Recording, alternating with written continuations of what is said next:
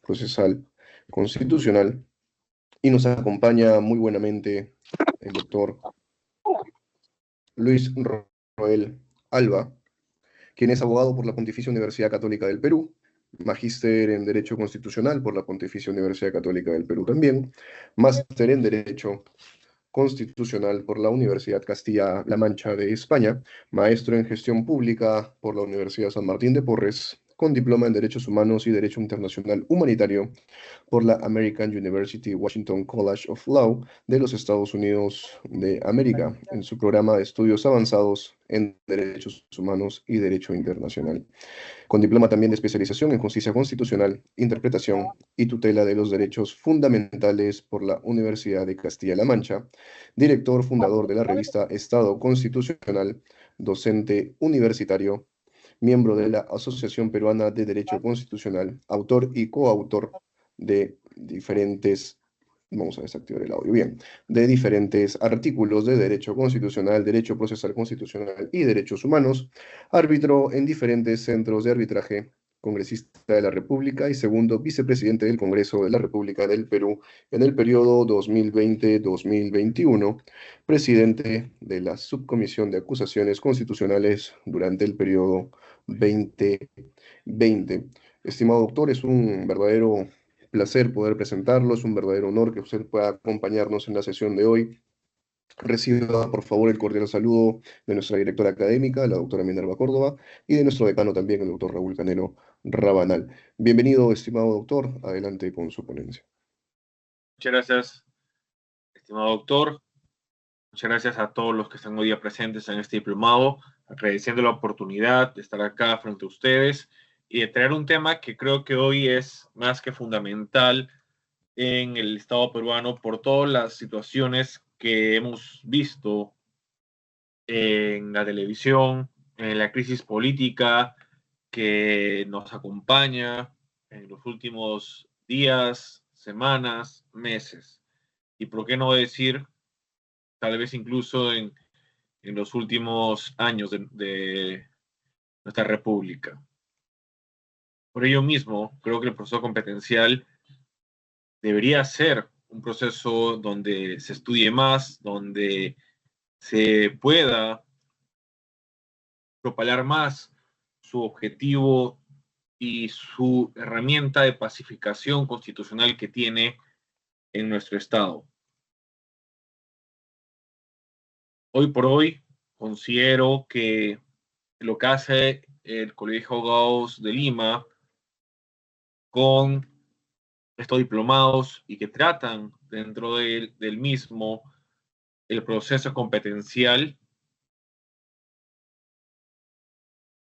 es una manera de que el gremio de abogados que somos todos nosotros y la comunidad jurídica pueda entender mejor los procesos constitucionales, pueda entender mejor este proceso y además cuáles deberían ser los medios que deberían utilizarse en estas crisis políticas, en estas crisis constitucionales que considero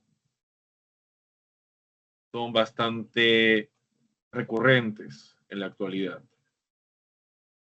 Por ello mismo, vamos a traerles a ustedes lo que es el proceso competencial y no solo ello, me gustaría también tener la oportunidad de luego de ello poder debatir, que con unas preguntas que vamos a utilizar como excusa para ello, poder también saber qué opinan respecto también de este proceso, que es un proceso que recién aparece, y como veremos, y lo adelanto, con la Constitución Política de 1993, la actual. Antes no había, antes no se tenía los procesos constitucionales, con este proceso constitucional, perdón,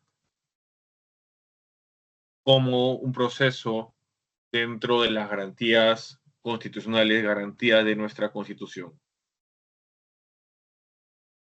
En el chat del Teams, nuestro asistente, Walter Estrella, que nos va a ayudar, va a poner va a poner el link de la lectura, la misma que ustedes pueden ir revisando, y además de ello también al coordinador del curso del Colegio de Abogados de Lima también tiene la lectura que asumo que se lo ha pasado a ustedes mismos.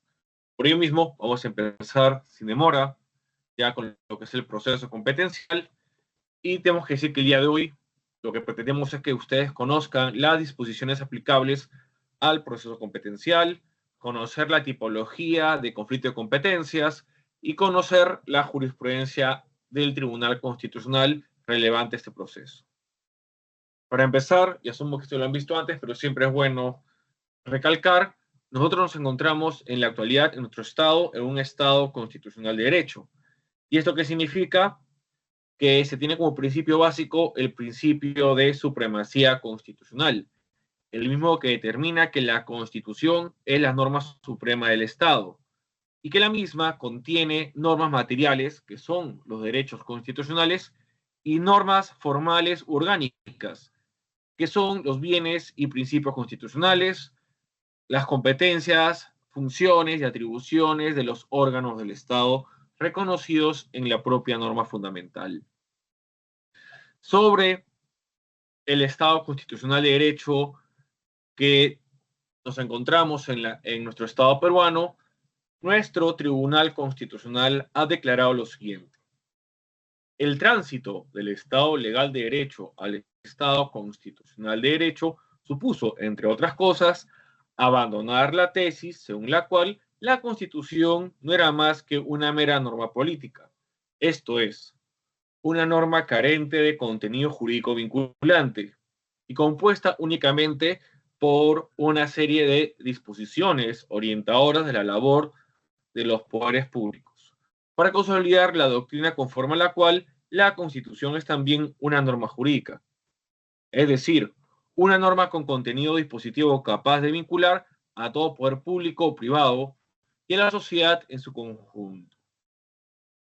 Como ya lo hemos mencionado, el Estado peruano es un Estado constitucional de derecho, y esto el constituyente lo ha hecho suyo al establecer en el artículo 51 de la Constitución Política lo siguiente: la Constitución prevalece sobre toda norma legal, la ley sobre las normas de inferior jerarquía y así sucesivamente. La publicidad es esencial para la vigencia de toda norma del Estado. A partir de lo establecido en el artículo 51 de nuestra Constitución Política, de lo que el constituyente ha determinado para nuestro modelo estatal, podemos decir que la Constitución es la norma suprema dentro de nuestro Estado, lo cual nos convierte en un Estado constitucional de derecho. Y esta norma es suprema no solo porque el constituyente le ha dado la calidad como tal, sino porque la Constitución es obra del poder constituyente, siendo el poder constituyente el poder plenipotenciario representante del pueblo. Así, por ejemplo, el Tribunal Constitucional sobre esta última afirmación ha dicho lo siguiente: en un Estado constitucional democrático, los poderes constituidos no están por encima de la Constitución, sino que están sometidos a ella. Es decir, en un Estado constitucional de derecho, todos los poderes del Estado, todos los órganos del Estado, todos los funcionarios del Estado se encuentran sometidos a la Constitución y a sus disposiciones y contenidos. También debemos señalar que otro principio básico de los estados que asumen el modelo estatal de un Estado constitucional de derecho es el principio de separación de poderes. Este principio, cabe señalar, que fue inicialmente sugerido por el filósofo inglés John Locke, pero es el francés Charles Louis de Secondat, barón de Montesquieu, más conocido como Montesquieu, quien en 1748 la define para su doctrina como la teoría de la separación de los tres poderes clásicos, que como ustedes saben son el poder ejecutivo, el poder legislativo y el poder judicial. Esta teoría de la separación de poderes es un principio básico de toda estructura de las instituciones políticas de las democracias liberales en que reposa el mismo. Sobre esto, el profesor francés Maurice Berger establece que la estructura de las instituciones tiene su base en el principio de separación de poderes. Así, este mismo autor francés refiere que la separación de poderes, en el sentido preciso del término, no solamente consiste en esta división del trabajo, implica también que los distintos órganos gubernamentales sean independientes unos de otros. Sobre esta teoría de la separación de poderes también se ha pronunciado el teórico Carl Lowenstein, quien opinó lo siguiente: el Estado constitucional se basa en el principio de la distribución del poder. La distribución del poder existe cuando varios e independientes detentadores del poder u órganos estatales participan en la formación de la voluntad estatal. Las funciones que les han sido asignadas están sometidas a un respectivo control a través de los otros detentadores del poder. Como esté distribuido, el ejercicio del poder político está necesariamente controlado. Es una verdad de Pedro Grullo, que donde dos cabezas tienen que tomar una decisión, una sola no podrá prevalecer en su opinión. Para Carl Lowenstein, en un Estado constitucional de derecho se requiere como condición esencial que el poder debe estar distribuido para que exista un control, porque sin esta división estaríamos frente al absolutismo del antiguo régimen, el régimen absolutista, el régimen monárquico. Por otro lado, Raúl Ferrer Rebagliati señala que el poder no puede ser uno y trino a la vez.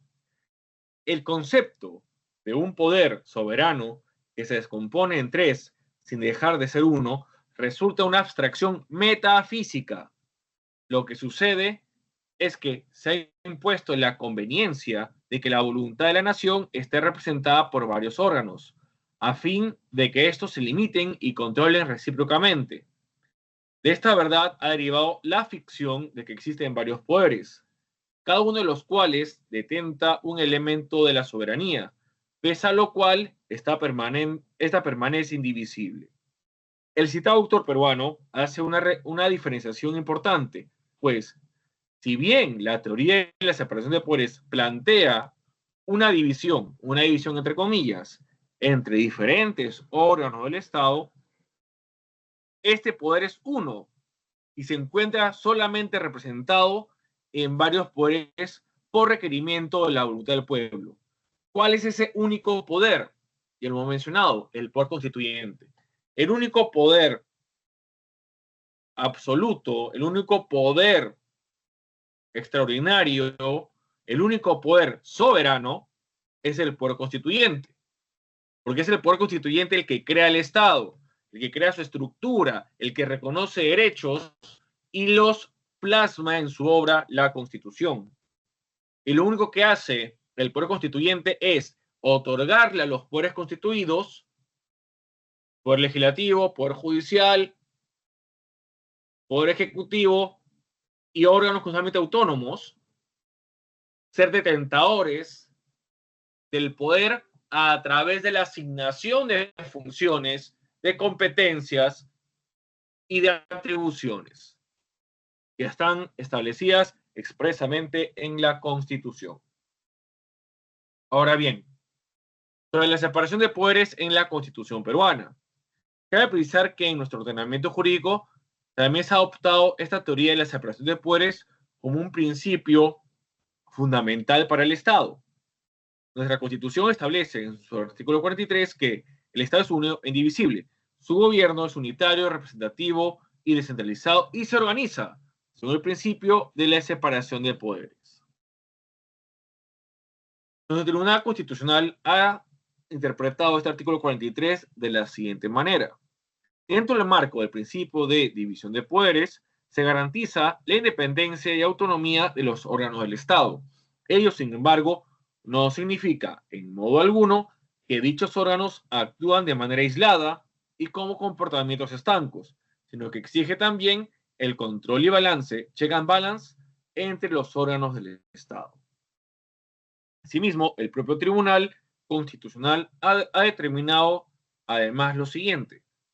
Sin embargo, que el principio de competencia es tributario del de jerarquía, pues si un ente estatal puede incurrir en la expedición de una norma inválida por invadir esferas competenciales previstas como ajenas por otra norma de su mismo rango, es porque la norma normal, una constitución, fuente normativa jerárquicamente superior a cualquier otra, reservó a esta la capacidad de regular la distribución competencial.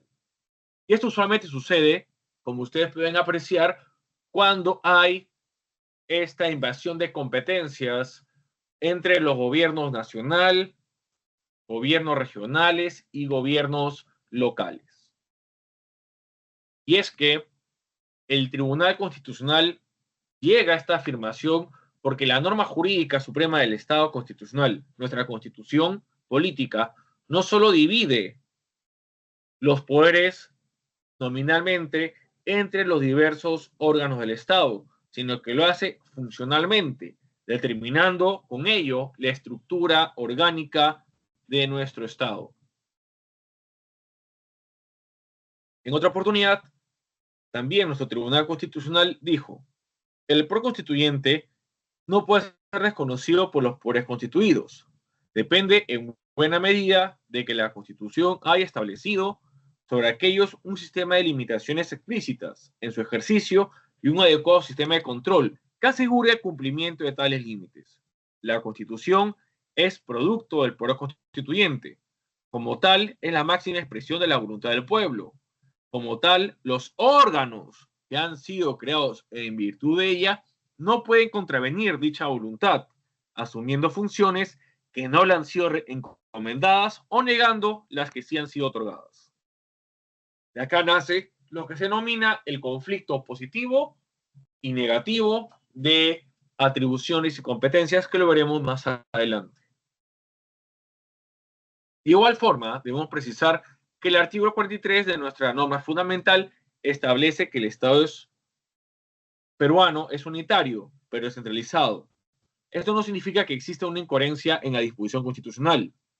Y es que es importante también comentar sobre ello, porque siguiendo a Marcial Rubio Correa, quien refiere así que la disposición sobre separación de funciones y distribución del poder en la Constitución Política de 1993 dice: legislativo, ejecutivo y judicial constituyen la trilogía clásica de la teoría de separación de poderes.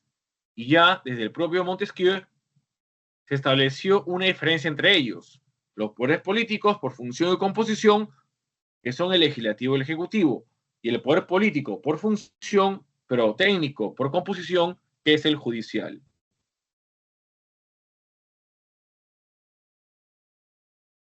Habiendo señalado estos conceptos previos que son necesarios para luego entender la importancia que tiene el proceso competencial, vamos a lo que es el proceso constitucional y luego, obviamente, centrarnos en lo que es el proceso competencial. Como ustedes ya sabrán, y ya lo hemos explicado, el modelo asumido por el proconstituyente es un modelo de Estado constitucional de derecho.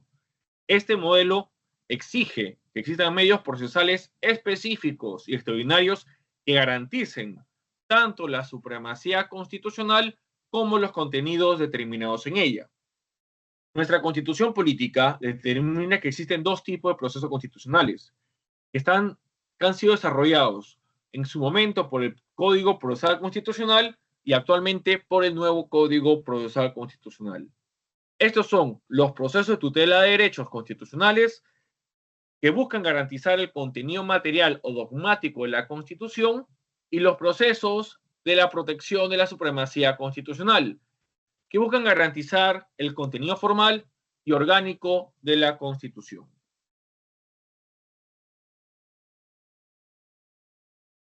El proceso competencial. Al inicio de la presentación de esta clase hicimos mención que nos encontramos en un Estado constitucional de derecho, lo cual significa que la Constitución es norma suprema y vigente y que todos sus contenidos se encuentran garantizados por los procesos constitucionales. Dentro de estos contenidos, como ya lo hemos explicado, se encuentra el principio de separación de poderes. así como las competencias y atribuciones que se encuentran en la Constitución en la parte orgánica.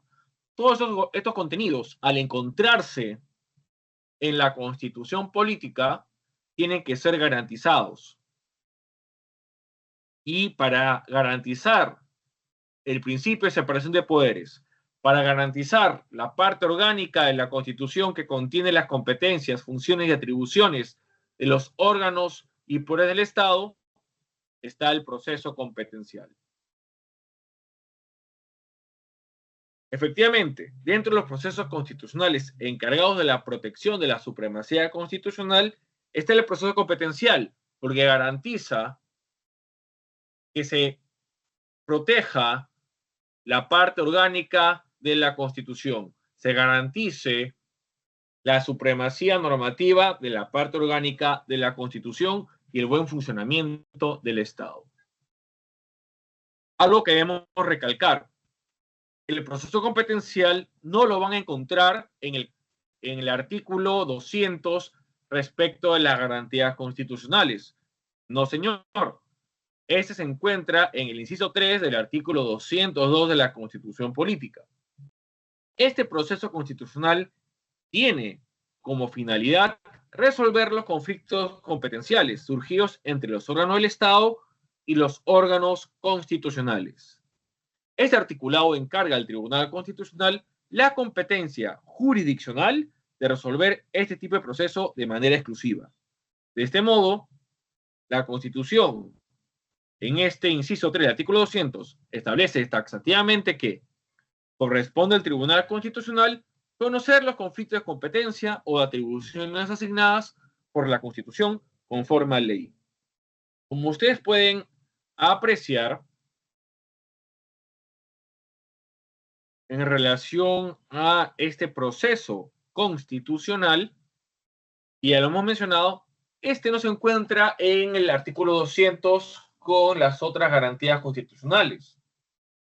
Y esta es una demostración, haciendo un punto aparte, un pie de página, como quieran denominarlo, de cómo fue la pobre metodología utilizada por nuestro constituyente al momento de realizar la Constitución política. Y es que en menos de un año, el Congreso Constitucional Democrático tuvo que hacer la Constitución y no hubo una revisión bastante sistemática y coherente de los articulados, de los capítulos, de los libros y disposiciones que se encontraban en los diferentes proyectos y capítulos de nuestra Constitución política.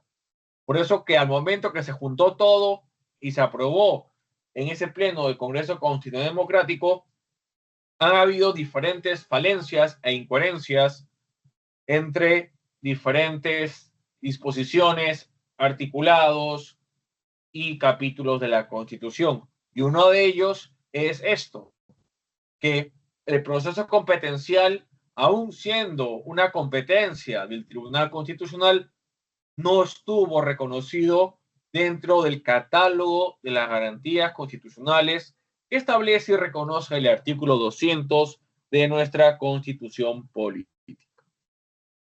Muy bien, volviendo a lo que nos corresponde. Entonces, este proceso competencial es un medio procesal novedoso en nuestro ordenamiento jurídico.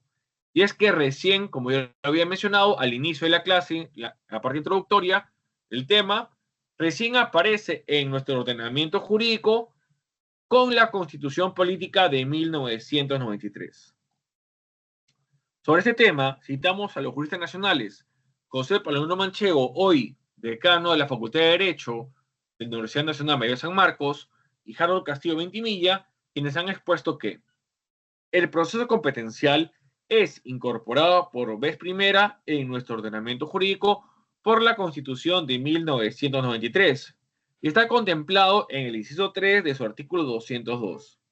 En la anterior Carta Magna de 1979 existía un vacío constitucional en relación con los lineamientos que se debían seguir para resolver los conflictos que surgían en cuanto a las competencias que otorgaba la Constitución a los diversos órganos de relevancia constitucional y a los demás órganos del Estado.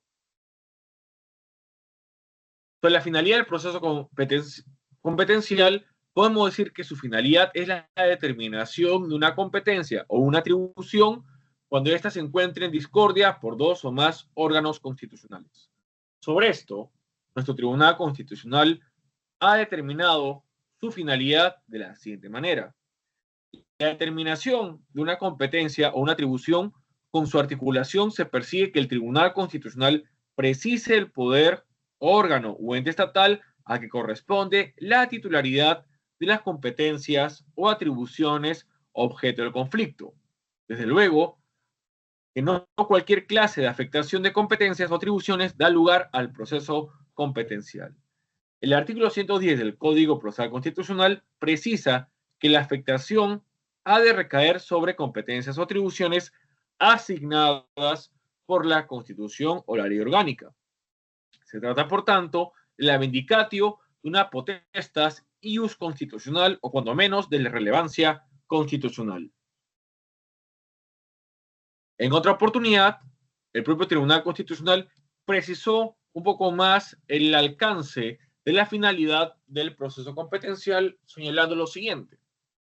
El conflicto que el demandante pretende ventilar a través del presente proceso no es un asunto que versa sobre las competencias materiales que les vienen asignadas a las partes por la Constitución o las leyes orgánicas, sino que implica dilucidar sobre el ámbito territorial en el que ellas pueden ser ejercidas, asunto que, como es evidente, escapa a su naturaleza y objeto.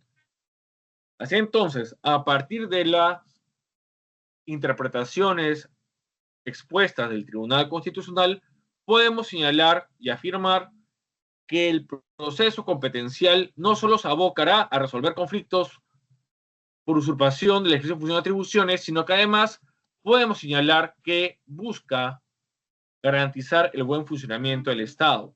Y es que lo que se busca a través del proceso competencial es garantizar que las atribuciones, funciones y competencias que el constituyente ha encomendado a los poderes constituidos, es decir, a los poderes del Estado y a los órganos constitucionalmente autónomos, se realicen conforme éste ha determinado y que no se obstaculicen entre ellos, ya sea por acción u omisión.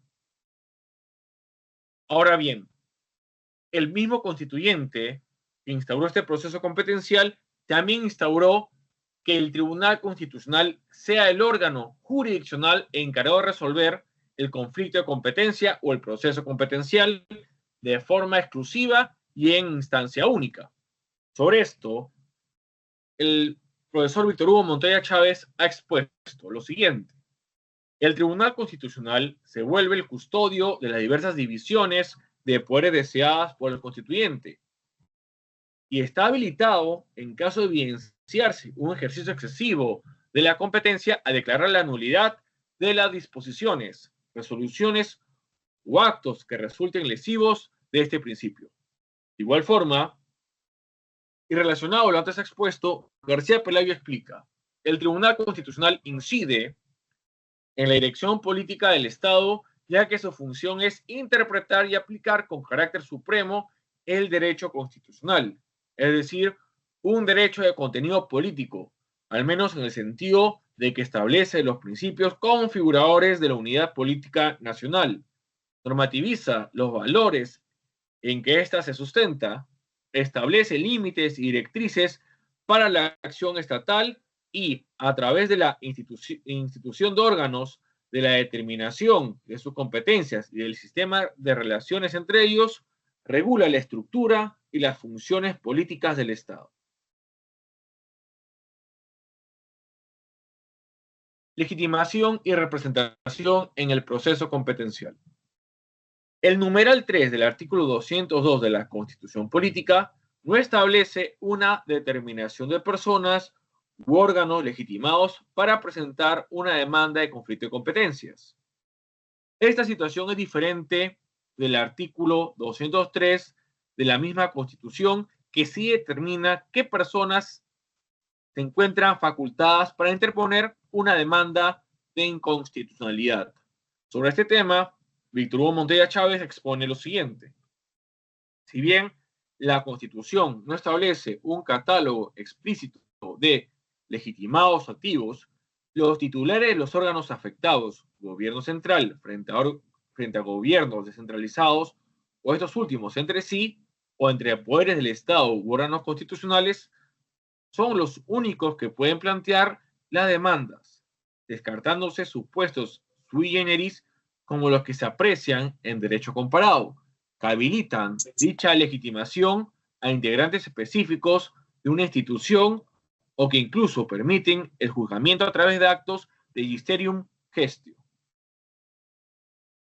Pero quien sí logró ser más específico que el constituyente fue el legislador, que en el artículo 108 del nuevo Código Procesal Constitucional reguló lo siguiente: legitimación y representación.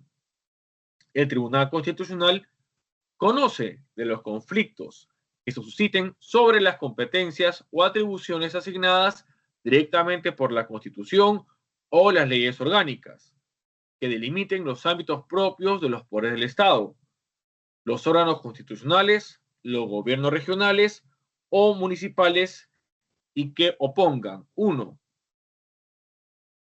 al Poder Ejecutivo con uno o más gobiernos regionales o municipales, 2, a 2 o más gobiernos regionales, municipales o de ellos entre sí, o 3, a los poderes del Estado entre sí o con cualquiera de los demás órganos constitucionales o a estos entre sí. Los poderes o entidades estatales en conflicto actuarán en el proceso a través de sus titulares. Tratándose de entidades de composición colegiada, la decisión requerirá contar con la aprobación del respectivo pleno. Ahora, como ya hemos señalado, la legitimación activa en el proceso competencial es, como ustedes han podido apreciar, más específica y más clara en este articulado, el artículo 108 del nuevo Código Procesal Constitucional. Y esto es bastante importante en cuanto a que, si bien la Constitución no lo precisa, ya sabemos que el proceso competencial, quien puede demandar y al mismo tiempo ser demandado, son exclusivamente órganos y poderes del Estado que tienen reconocimiento expreso en la Constitución. Los tres poderes clásicos: poder ejecutivo, poder judicial, poder legislativo, los órganos constitucionalmente autónomos y los gobiernos regionales y locales. Este artículo 108 del nuevo Código Procesal Constitucional, que ya hemos explicado y hemos expuesto, tiene que leerse e interpretarse de manera conjunta con el artículo 43 de la Ley Orgánica del Tribunal Constitucional, que dice lo siguiente, según el Tribunal Constitucional. El artículo 46 de la Ley Orgánica del Tribunal Constitucional establece que pueden ser sujetos del conflicto a los poderes del Estado, b, los órganos constitucionales y c, los gobiernos regionales o municipales. En ese sentido, queda establecido que cualquier otro órgano que no cuente con reconocimiento o rango constitucional carece de legitimidad activa para tramitar una contienda de competencia, como por ejemplo en el caso de órganos administrativos cuyas competencias no han sido asignadas por la Constitución o Ley de Desarrollo Constitucional. Efectivamente, solo van a poder ser materia de un conflicto de competencias, materia de un proceso competencial, ya sea legitimidad activa, demandante, o legitimidad pasiva, demandado, órganos y poderes reconocidos expresamente en la Constitución Política del Estado y que tengan funciones, competencias y atribuciones reconocidos en la Constitución y en las leyes orgánicas que desarrollan la parte orgánica de la Constitución Política. Los procuradores. Como hemos señalado, los órganos constitucionales que demanden o sean demandados en este proceso competencial ejercerán sus derechos procesales como persona jurídica de derecho público a través de un tercero, puesto que existe una imposibilidad jurídica y fáctica para que los realice de forma propia. Este tercero es el procurador público, quede designado por estas labores. Y esto se encuentra expresamente establecido en el artículo 5 del nuevo Código Procesal Constitucional. Al respecto, el profesor García Toma explica que la Procuraduría Pública es una figura jurídica que se encuentra ligada a los conceptos de personalidad jurídica del Estado y su representación, la misma que pretende proteger los intereses del Estado y sus órganos que le integran. Así, mientras que la sociedad tiene la figura del Ministerio Público, su representante, encargado de defender sus intereses a través de la actuación de los fiscales, el Estado tiene al sistema de defensa jurídica del Estado para defender los suyos mediante la acción de los procuradores públicos. Procedencia. Para la procedencia de la demanda, se exige que ésta verse sobre un conflicto de atribuciones o de competencias entre órganos constitucionales y según sus competencias estipuladas tanto en la Constitución como en el bloque de constitucionalidad. Sobre el bloque de constitucionalidad, podemos citar lo que el Tribunal Constitucional ha interpretado del artículo 47 de su propia ley orgánica, señalando lo siguiente. De este modo, lo que se busca en la contienda es que los órganos constitucionales respeten el orden de competencias establecidos por la Constitución y las leyes integrantes del denominado bloque de constitucionalidad.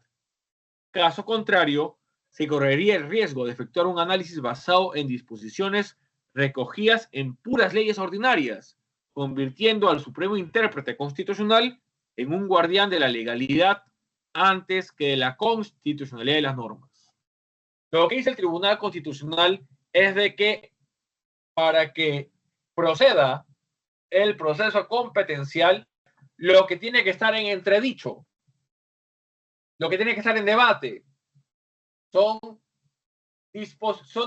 atribuciones, competencias y funciones que tengan reconocimiento expreso en la Constitución política como en las leyes orgánicas y normas de desarrollo constitucional que forman parte del bloque de constitucionalidad y que desarrollan los contenidos de la parte orgánica de la propia norma fundamental. Si el conflicto versa sobre atribuciones, funciones y competencias que han sido creadas por leyes ordinarias, esto ya no es competencia del proceso competencial, porque no es competencia tampoco del Tribunal Constitucional. Elementos de la procedencia del proceso de competencial. Para que exista un conflicto competencial que sea materia de este proceso competencial, se deben cumplir dos elementos, uno subjetivo y otro objetivo. Conforme el Tribunal Constitucional, lo podemos definir de la siguiente manera. El Tribunal Constitucional señaló que para que se verifique la presencia de un conflicto de competencias o atribuciones, debe concurrir un elemento subjetivo y otro objetivo. El primero, el elemento subjetivo, implica que los sujetos involucrados en el conflicto cuenten con legitimidad para accionar, siendo estos los órganos constitucionales, poderes del Estado, gobiernos locales o regionales. En cambio, el elemento objetivo precisa que la materia de conflicto tenga una dimensión constitucional, es decir, que se trate de competencias o atribuciones derivadas de la Carta Constitucional o, prima facie, de las leyes orgánicas respectivas, quedando, de ese modo, excluido de la competencia de este tribunal cualquier conflicto de materia administrativa o de otra índole, sea por no coincidencia de sujetos, sea por falta de materia constitucional, reconociéndose así una reserva de jurisdicción constitucional de los conflictos de competencia a favor del Tribunal Constitucional. Es decir, hay dos elementos necesarios para la procedencia de un proceso competencial. Por un lado, como ya lo hemos mencionado, que los sujetos, legitimado activo y pasivo, sean órganos y entidades que tengan reconocimiento expreso de la Constitución. Y por otro lado, que la materia controvertida, la materia de la cual se genera el proceso competencial o el conflicto competencial, sea una función, atribución y competencia reconocida en la Constitución o en sus leyes orgánicas o ley de desarrollo constitucional de la parte orgánica de la Constitución. Pretensión, el conflicto. Artículo 100 del nuevo Código Procesal Constitucional. El conflicto se produce cuando alguno de los poderes o entidades estatales a que se refiere el artículo anterior adopta decisiones o rehúye deliberadamente actuaciones afectando competencias o atribuciones que la Constitución y las leyes orgánicas confieren a otro.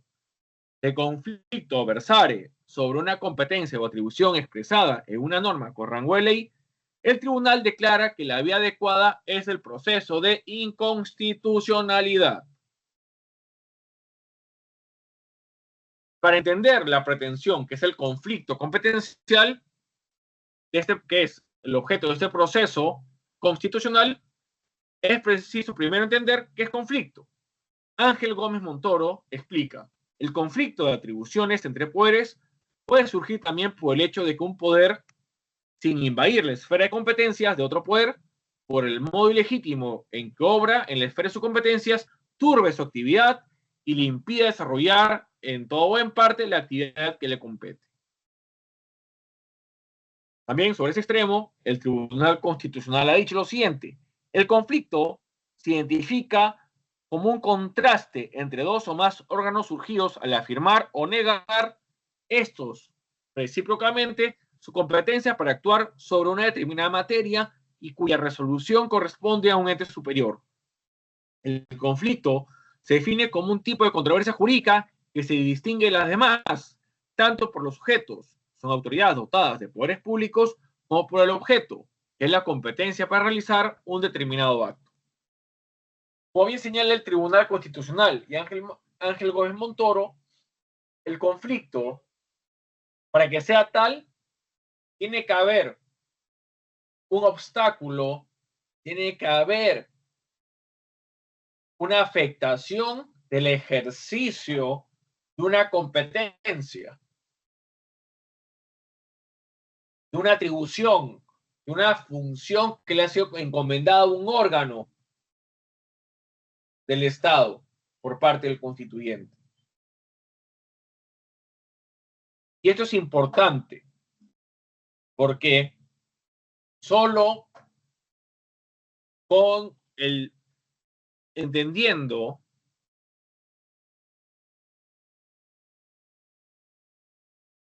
esta idea del conflicto,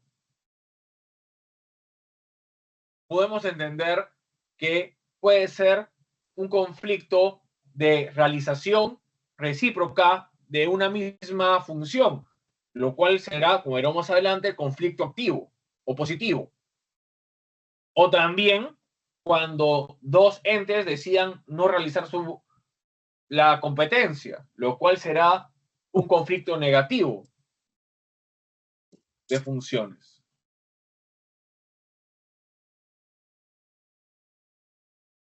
Efectivamente, tenemos dos tipos de conflictos constitucionales que resuelve el proceso competencial: el de atribuciones y de competencias, propiamente dicho.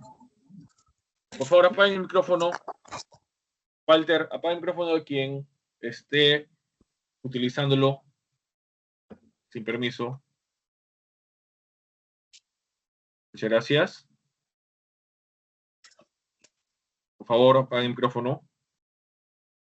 Muy bien. Continuando, hay dos tipos de conflictos constitucionales que resuelve el proceso competencial: el conflicto de atribuciones y el conflicto de competencias propiamente dicho.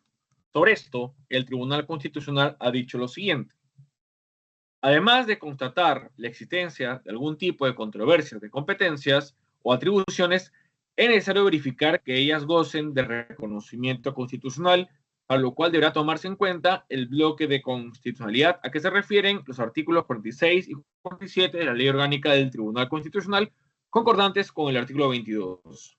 De este modo, en aquellos casos en los cuales deba definirse competencias o atribuciones que cuenten con desarrollo constitucional, pero que generen confusión al momento de interpretar y definir titularidad, sobre todo cuando por la naturaleza de los órganos y funciones se reconozcan competencias compartidas, como es el caso de los gobiernos locales y regionales, en el análisis de competencia deberá superar el test de la competencia, método mediante el cual el tribunal analiza las materias asignadas a los sujetos constitucionales en conflicto, bajo los parámetros de actuación desarrollados, según se trate del ejercicio de competencia, sean estas exclusivas, compartidas o delegables.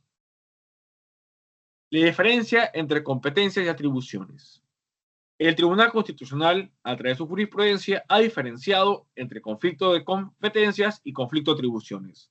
Sobre este extremo, el Tribunal Constitucional ha dicho: de primera intención, debe recalcarse que la jurisprudencia de este colegiado distingue entre conflicto constitucional de competencias y conflicto constitucional de atribuciones. Así, mientras el primero, el conflicto de competencias, está relacionado con el gobierno regional, los gobiernos regionales y gobiernos locales, de acuerdo con los artículos 191, 192 y 197 de la Constitución, Ley Orgánica de Gobiernos Regionales, Ley Orgánica de Municipalidades y Ley de Base de la Descentralización, el segundo, el conflicto de atribuciones, tiene que ver con las posibilidades jurídicas de actuación que la Constitución y las normas que la desarrollan confieren a los poderes del Estado y los órganos constitucionales. Es decir, el conflicto competencial se va a dar solo y únicamente cuando exista un conflicto entre los tres niveles de gobierno: gobierno regional, gobiernos regionales y gobiernos locales. Mientras que el conflicto de atribuciones se va a dar únicamente cuando sea entre los poderes del Estado y los órganos constitucionalmente autónomos entre sí. Tipos de conflicto de competencias y atribuciones. Existen dos tipos de conflicto de competencias y atribuciones: el tipo positivo y el tipo negativo. Sobre este extremo, el Tribunal Constitucional ha declarado lo siguiente: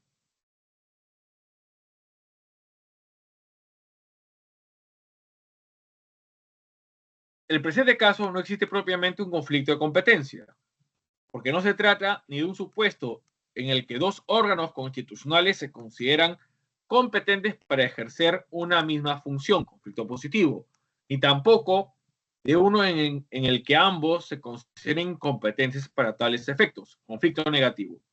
Es decir, el conflicto positivo es cuando dos o más órganos y poderes del Estado consideran que una atribución o competencia es de uno, mientras que el conflicto negativo es cuando dos o más entes constitucionales no quieren ejercer una competencia u atribución.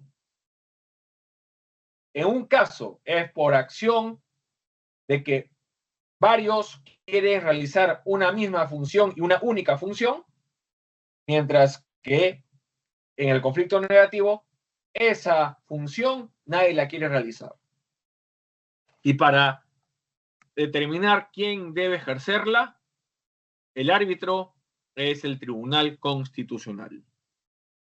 Sobre el conflicto positivo, como hemos señalado, se origina cuando dos o más órganos constitucionales se consideran competentes para ejercer una misma competencia o atribución, o cuando en el ejercicio de una competencia o atribución se afecta la competencia o atribución de otro. El conflicto positivo puede ser de dos tipos: el conflicto positivo clásico, cuando más de un órgano constitucional reclama la titularidad de una competencia o atribución ejercida por otro como propia, mientras que el conflicto positivo por menoscabo de atribuciones es cuando un órgano constitucional ejerce de forma indebida sus competencias. Dicho ejercicio entorpece la labor de otra sin haber invadido la esfera de sus competencias. De igual forma, el conflicto positivo por menoscabo de atribuciones se clasifica de dos tipos también. Conflicto constitucional por menoscabo en sentido estricto, cuando no se discute la titularidad de una atribución o competencias de un órgano constitucional, sino la forma en que su ejercicio impide a otros ejercer las suyas a cabalidad porque se ejerce de manera inadecuada o prohibida, impidiéndolo. También existe el conflicto constitucional por menoscabo de interferencia, que se da cuando las atribuciones o competencias de dos o más órganos constitucionales están relacionadas entre sí, hasta el punto en que uno de estos no puede ejercerlas sin que la otra realice determinadas actuaciones. Conflicto negativo. Como hemos advertido, este tipo de conflicto se origina cuando dos o más órganos constitucionales se niegan a asumir una competencia o atribución por entender que ha sido asignada a otro órgano constitucional o cuando, mediante la omisión de un determinado acto estatal obligatorio, se afecta el ejercicio de las atribuciones o competencias de otros. El conflicto negativo puede ser de dos tipos. El conflicto negativo clásico, que se da cuando de un órgano constitucional se considera incompetente para llevar, cuando más de un órgano constitucional, se considera incompetente para llevar a cabo una determinada competencia o atribución constitucional. Y el conflicto negativo por omisión en cumplimiento de acto obligatorio o por menoscabo de omisión. Y esto se da cuando un órgano constitucional no cumple con alguna actuación determinada y dicha omisión tiene como consecuencia que otra entidad no actúe conforme a sus competencias. Para resolver este conflicto competencial, se utiliza el test de competencia.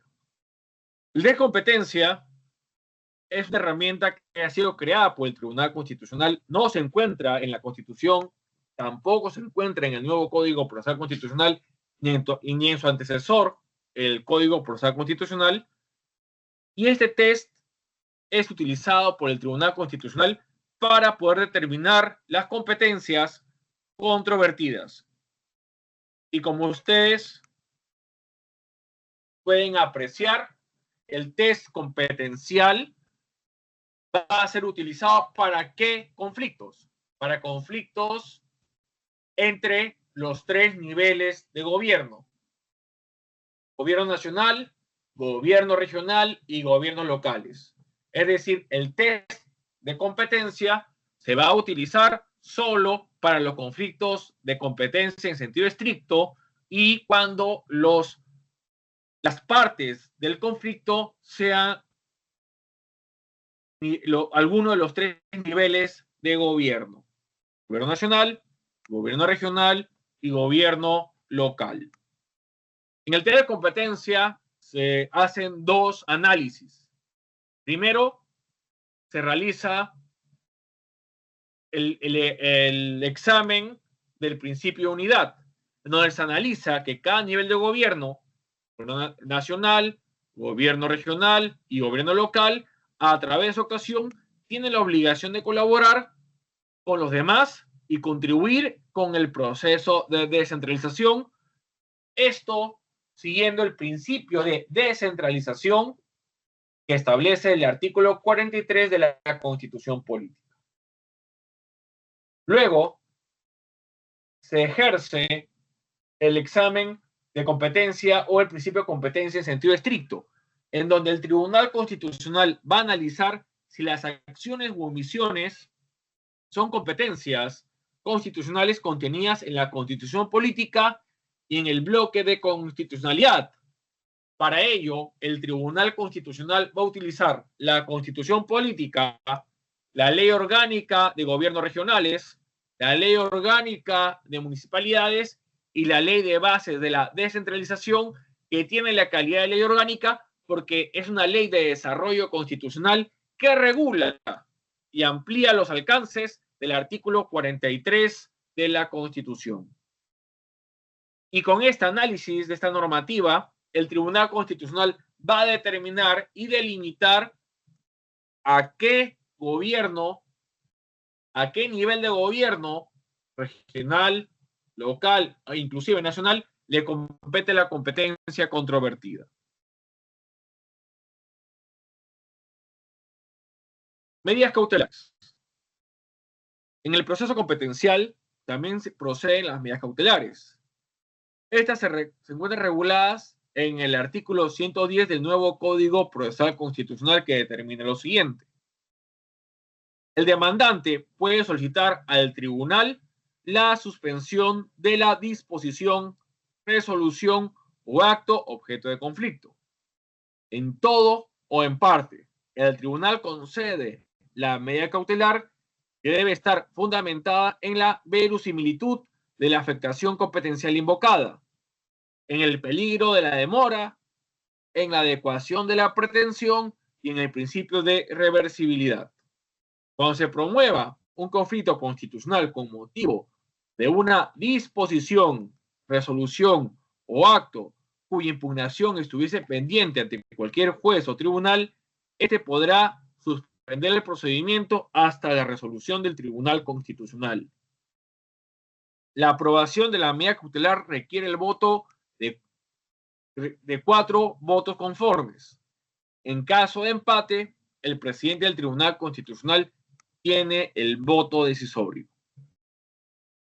Sobre esto, el Tribunal Constitucional ha declarado lo siguiente, que como presupuestos que debe contener toda medida cautelar dictada en un proceso constitucional, el famoso bonis iuris o la apariencia de buen derecho, el periculum in mora o daño constitucional que se produciera o grabaría como consecuencia del transcurso del tiempo si la medida cautelar no fuera adoptada, la adecuación exige que el juzgador deba adecuar la medida cautelar solicitada a aquello que se pretende asegurar. Como bien señala el Tribunal Constitucional, el proceso competencial, aunque sea un proceso que busca garantizar la supremacía constitucional, que busca garantizar la parte orgánica de la Constitución, se le aplican los mismos requisitos, los mismos 3 requisitos del FOMO Iuris, el periculum in mora y la adecuación que se le exige a las medidas cautelares de los procesos de tutela, como son el habeas corpus, el amparo, el habeas data y el cumplimiento. Calificación de la demanda. Artículo 111 del nuevo Código Procesal Constitucional. Si el Tribunal Constitucional estima que existe materia de conflicto cuya resolución sea de su competencia, declarará admisible la demanda y dispone los emplazamientos correspondientes. Se requiere el voto conforme de 4 magistrados para declarar su inadmisibilidad. El procedimiento se sujeta, en cuanto sea aplicable, a las disposiciones que regulan el proceso de inconstitucionalidad. El tribunal puede solicitar a las partes las informaciones, aclaraciones o precisiones que juzguen necesarias para su decisión. En todo caso, debe resolver dentro de los 60 días hábiles desde que se interpuso la demanda. Este artículo 111 es muy importante porque, como ustedes pueden apreciar, el Tribunal Constitucional va a realizar este examen de procedencia y de admisibilidad, en donde va a evaluar el elemento subjetivo y el elemento objetivo que ya hemos trabajado. Y a su vez, lo que también establece es de que si hubiera alguna duda en cuanto a un vacío en la normativa o en el capítulo específico del proceso competencial, para que esto no demore o no sea una excusa para demorar o dilatar el proceso competencial, se van a aplicar supletoriamente el capítulo correspondiente a la acción de inconstitucionalidad que está también en el nuevo Código Procesal Constitucional. Y por último, el Tribunal Constitucional, aplicando los principios procesales que se encuentran reconocidos en el artículo 3 del título preliminar del nuevo Código Procesal Constitucional que ya han estudiado, aplicando esos principios procesales, va a exigir a las partes todo lo necesario para poder resolver mejor esta causa constitucional. Porque no es cualquier cosa, sino es determinar a través de su interpretación y a través de la resolución del caso qué función, qué competencia o qué atribución le corresponde a qué órgano dentro de la estructura básica del Estado, ya sea un poder del Estado o ya sea un órgano constitucionalmente autónomo. Sentencia en los procesos competenciales y sus efectos. Artículo 112 del nuevo Código Procesal Constitucional. En los procesos competenciales, la sentencia se obtiene con el voto conforme de 4 magistrados.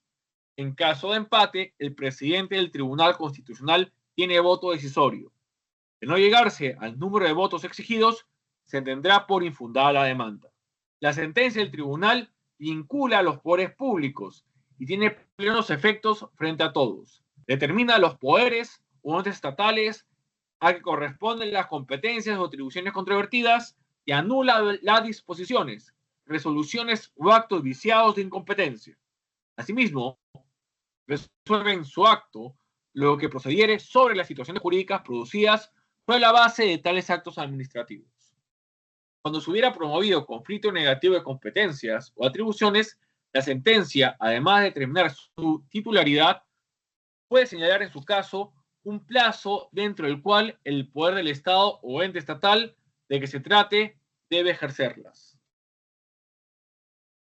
El artículo 112 del nuevo Código Procesal Constitucional, como ustedes han apreciado, determina que la sentencia emitida en un proceso competencial guarda coherencia con lo determinado por el Tribunal Constitucional en su jurisprudencia sobre ese proceso. Y es que la sentencia que emita el Tribunal Constitucional debe determinar claramente quién es el titular de la competencia o atribución materia del proceso. En sus propias palabras, este tribunal ha dicho, el proceso competencial no es un proceso abstracto.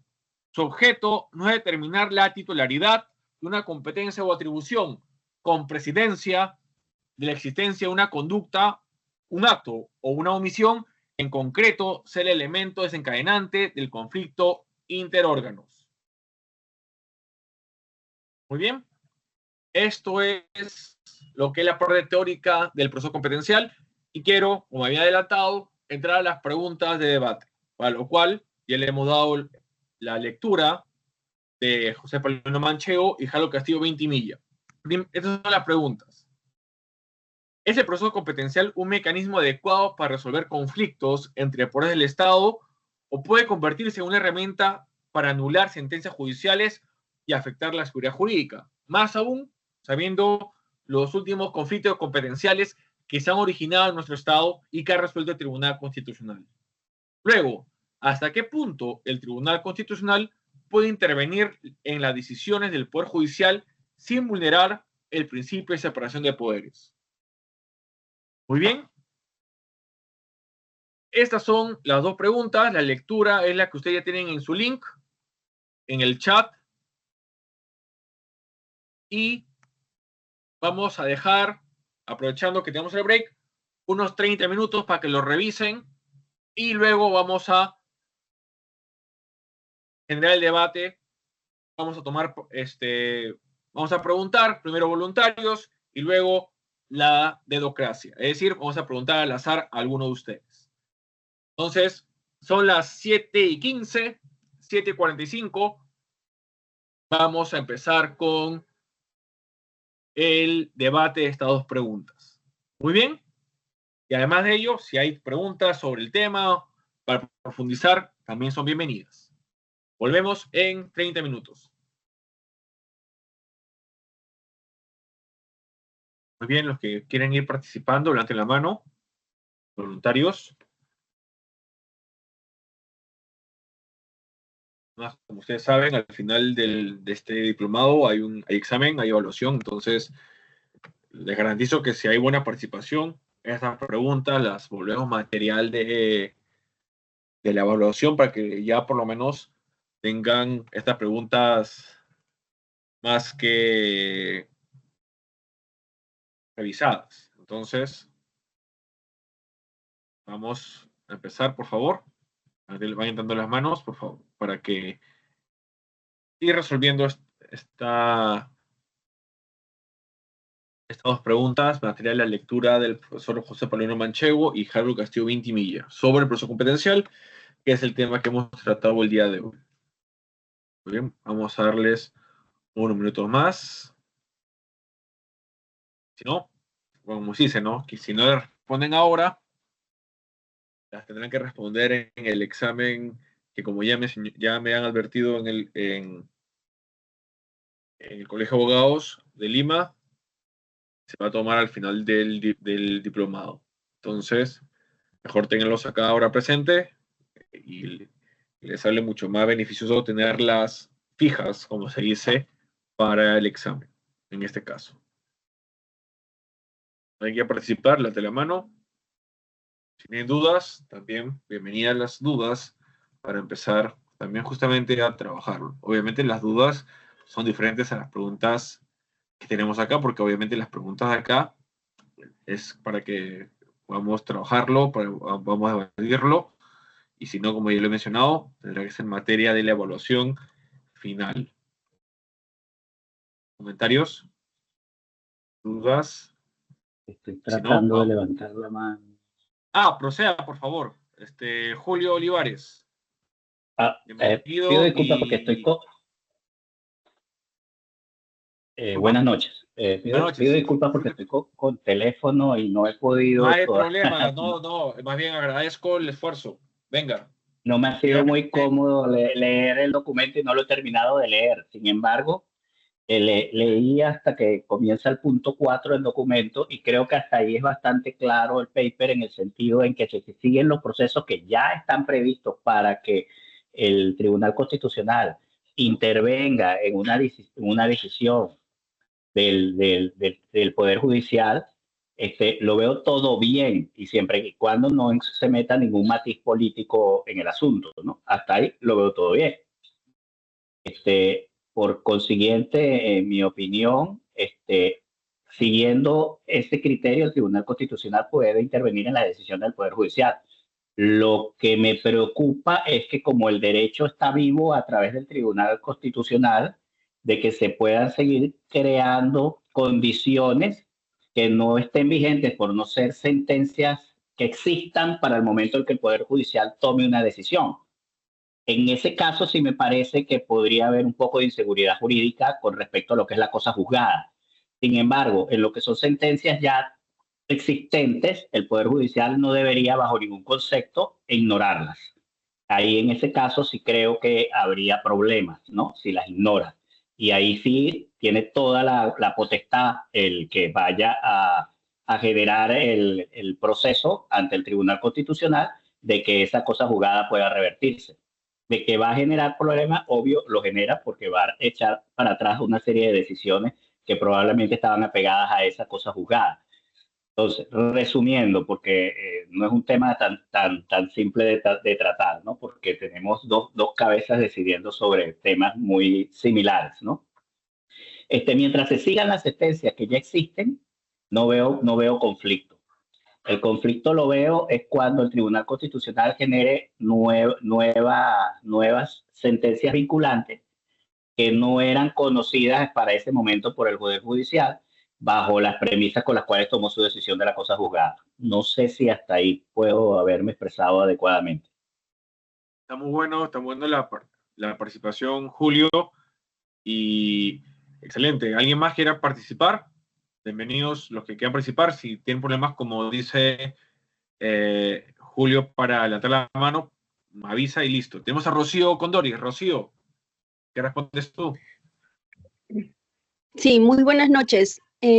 Yo comparto la posición del autor, ya que sí considero que en este proceso competencial entre conflicto de poderes de Estado, en el ejemplo de Mincetur con el Poder Judicial, efectivamente hay una afectación a la seguridad jurídica en el ámbito de la cosa juzgada. También de que existen otras vías idóneas para poder declarar la nulidad de actos administrativos y no a través de un proceso competencial. Entonces, el Tribunal Constitucional se ha excedido dentro de sus, como órgano, ¿no? Para poder aplicar este proceso constitucional que es el competencial, ¿no? Esa es mi opinión. Muchas gracias, Rocío. ¿Alguien más? A ver, ¿qué opinan? Porque acuérdense que el Tribunal Constitucional también ha tenido casos que en un proceso competencial le ha dicho al Poder Judicial, por si acaso, esta decisión que has tenido, ¿se acordarán ustedes cuando el Poder Judicial se pronunció sobre la inconstitucionalidad de una norma emitida por el Congreso sobre el tema de SUNEDU antes de que esta fuera publicada, o respecto a las medidas cautelares que emitió respecto a la elección de magistrado del Tribunal Constitucional? En ese conflicto de competencias entre el Poder Judicial y el Congreso de la República, las resoluciones del Poder Judicial en esos dos casos dijo que eran nulas, y inclusive señaló que la Junta Nacional de Justicia y el órgano de control del Poder Judicial abrieran investigación a los jueces que habían emitido estas sentencias. ¿Cómo opinan al respecto? Y siguiendo lo que hemos trabajado, tanto en el curso en el que hemos dado ahora como en la lectura.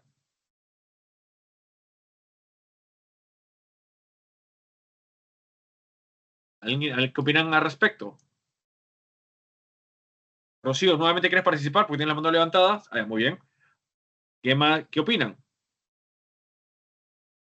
Porque para José Pablo Manchego y para Pablo Castillo son un poco más renuentes a esta posición del tribunal en esos últimos casos, y ellos son un poco más conservadores de que no tanto. A ver, Julio, creo que tú quieres participar, proceda. No, disculpe, que estoy viendo cómo bajar la mano. Es que Disculpe. ¿Qué opinan? A ver, el resto de sus colegas y sus compañeros. ¿Están de acuerdo o no están de acuerdo con lo que es el Tribunal Constitucional en esta última decisión, o están más de acuerdo con lo que señala el profesor Palomino Manchego y Castillo Vintimilla, en donde efectivamente es un poco más conservador en relación a este tema? Héctor Hernández, ¿quieres participar? Porque veo que está activado. Si no, a ver, ¿alguien más? ¿Quién quiere comentar al respecto? Porque esto es importante porque, acuérdense, inclusive, a ver, vamos al caso actual de las cosas, y esto no es algo que, ¿no? Que esto también lo he comentado inclusive en prensa. Este caso que hay un conflicto entre ahora, una crisis en el Ministerio Público entre cómo interpreta la Junta Nacional de Justicia la potestad de designar o reponer a un fiscal de la Nación, y la posición del Ministerio Público y de su Junta de Fiscales respecto de quién tiene esa competencia, esa atribución. ¿Quién resuelve esto? Bueno, lo normal, la vía constitucional, la vía pacífica que establece el constituyente, es a través del proceso competencial. El proceso competencial, en este caso, por ejemplo, sería una solución pacífica para que un árbitro establecido por la Constitución, que es el Tribunal Constitucional, resuelva quién tiene la razón, o el Ministerio Público o la Junta Nacional de Justicia. Es la vía para resolver conflictos, para resolver crisis, en vez de entramparnos en lo que tenemos ahora. Tenemos a Vladimir León. Sí, buenas noches. Buenas noches. El Ministerio Público y la Junta Nacional de Justicia, me dice usted, pero la competencia no sería entre ellos, en el sentido de que la Junta Nacional de Justicia ha ordenado mediante una resolución administrativa, y el Ministerio Público señala de que es la Junta de Fiscales Supremos los que tienen que nombrar al fiscal de la Nación. Claro, Entonces, ¿el conflicto cuál es? El conflicto es, ¿cuál es la competencia que entonces está en conflicto de la atribución? exactamente, ¿cuál sería ahí la competencia? ¿Quién entablaría, en todo caso, ¿Quién esa elige demanda? al fiscal de la Nación? ¿Quién elige al fiscal de la Nación? O si la Junta Nacional de Justicia puede, a través de sus la nulidad de sus procedimientos sancionatorios, reponer a un fiscal de la Nación cuando ya hay otro elegido por la Así Junta de es. Fiscales. Exactamente. Por ejemplo, ese conflicto que usted ve, que está en la Constitución Así política y que está en la ley orgánica de ambos, a ver, en vez de estar peleándose, muy bien, vamos, porque puede haber interpretaciones de uno o de otro, y hay varios que pueden tener una posición o la de otra, pero en un Estado constitucional de derecho, donde justamente hay varias interpretaciones, y puede haber varias, cuando ya esas dos interpretaciones son contrarias en dos entes sobre una misma competencia, una misma función, una misma atribución, que sea el tribunal quien resuelva. Para eso está. ¿Y cuál es la vía? Para que el tribunal funcione como árbitro en estos casos. El proceso competencial. Profesor, pero ¿quién plantearía la demanda competencial? Puede ¿El ser Ministerio uno u Público otro. Ahí está el o uno tema. o los Puede otros? ser cualquiera de los dos. Ya. Cualquiera de los dos podría. Porque podría ser Y la ahora, justicia. Oiga, por si acaso, tribunal, no me está cumpliendo mi resolución. Sobre este tema, pronúnciate. Que sería lo mismo, o a la inversa, si fuera el Ministerio Público. Pero ¿cuál es el problema? Ninguno de los dos lo usa.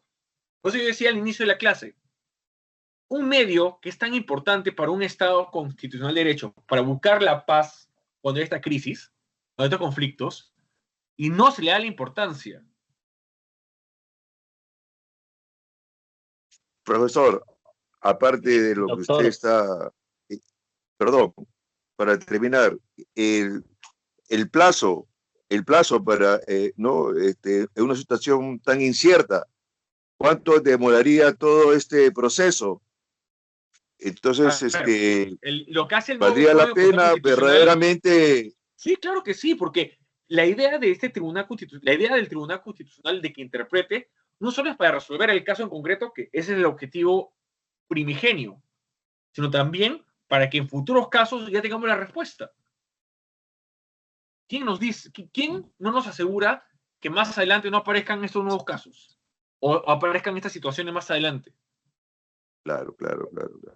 Sí, Entonces, sí. allá el tribunal determinarlo, es ya, ojo, cuando suceden estos casos, la competencia lo tiene él.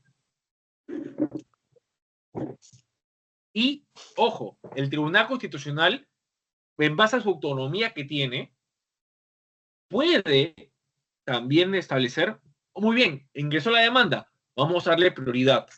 Porque lo que establece el nuevo Código Procesal Constitucional son plazos mínimos, no máximos. Entonces, se permite Correcto. resolverlo. Y es más, si se hubiera presentado esto hace 2 semanas, si le hubieran dado la prioridad, con los plazos ya tendríamos a fin de mes tal vez la resolución. Claro. Correcto, profesor. Pero seguimos correcto. con qué conflicto. Esa es la idea. Por eso la importancia de este proceso competencial es para resolver estos conflictos, para no llegar a una crisis, para no llegar a una situación que genere inseguridad jurídica y que genera, obviamente, una situación de zozobra y de conflicto. Y no solo entre las partes, sino de varios otros. Correcto. Profesor, una pregunta. ¿Y por Claro, qué Julio. no han invocado ninguna de las dos partes ese proceso competencial ante el Tribunal Constitucional? ¿O existe alguna otra manera de activar ese proceso competencial ante el Tribunal Constitucional? Mira, yo lo he mencionado en prensa el día viernes y cuando lo he vuelto a debatir ya no solo en tema de medios, sino el fin de semana en un ámbito académico, la pregunta es la pregunta que nos hacemos, ¿no? ¿Por qué no? ¿Por qué no utilizar algo que el constituyente te ha dado como una herramienta? Y que veamos, ¿no? Se entiende de que la Junta y el Ministerio Público son personas de derecho y que deberían conocer la Constitución, que deberían conocer que esa es la vía que busca resolver estas situaciones y que busca pacificar estos conflictos para no generar lo que se denomina en crisis.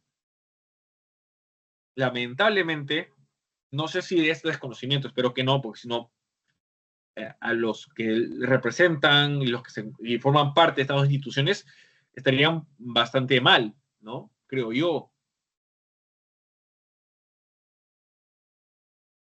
Rocío. No hay forma de que un gremio como el Colegio de Abogados pueda No, porque como tú has interferir. visto, las personas legitimadas, ¿quiénes son?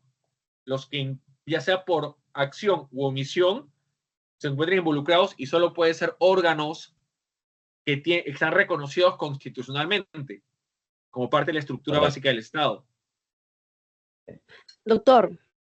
Claro, Rocío, dígame. Sí, en la lectura estamos hablando de un conflicto entre poderes del Estado. Entonces, no estamos hablando de conflictos de competencias entre órganos constitucionales. En el ejemplo que ponen a debate en la lectura es sobre resoluciones judiciales del poder judicial versus las competencias que tiene el Poder Ejecutivo. Entonces, en ese conflicto y en ese ejemplo específico, sí, no considero que el Tribunal Constitucional haya intervenido y debió haber declarado improcedente, en todo caso, dicha demanda. Ahora, respecto al debate que acaba de usted de invocar sobre la Junta Nacional de Justicias y el Ministerio Público, yo considero de que no hay que competencializar todo, porque aquí el mandato o las competencias están claras. Considero yo, y es mi opinión, que la Junta Nacional de Justicias, teniendo conocimiento de que la Fiscalía ya tenía elegida a una fiscal de la Nación, debió poner en consideración, en todo caso, la Junta Nacional, a la reunión, o como se llame, la Junta de Fiscales Supremos, creo que quienes eligen a la nueva fiscal de la Nación. Entonces, no considero que en este ejemplo haya un conflicto de competencias, porque la Junta Nacional de Justicia lo que está haciendo es, a través de un acto administrativo, reponer a una fiscal que había sido,